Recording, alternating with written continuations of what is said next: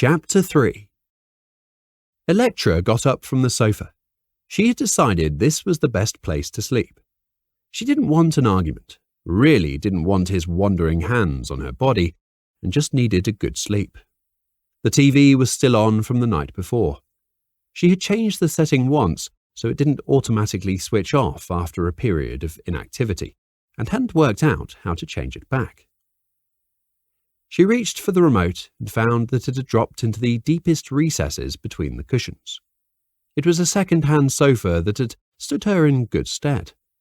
The last thing she wanted to do was reach through decades of detritus to recover the remote. But she didn't feel like she had a great deal of choice in the matter. Electra held her breath, like that would protect her from the flotsam and jetsam she was passing with her hand. Something slimy went across the back of her hand. It felt like a dropped jelly sweet. She winced, but still held on to that breath, finally feeling the familiar plastic casing of the TV remote.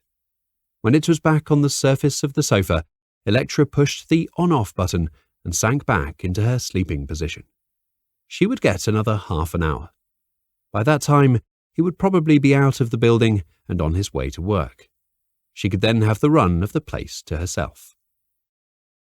As Electra tried her way of getting back to sleep, her phone buzzed. She was imagining fireworks, each containing a 2-digit number. They would go off slowly and without sound, helping her drift off to sleep with the monotony of it all. She tossed an imaginary coin in her head to decide whether to answer the call. Heads would mean she answered it. Tails, she would ignore the call and continue her attempt to get another half an hour of sleep to set her up for the day. It was heads. "Hey," she answered in a half voice, half whisper.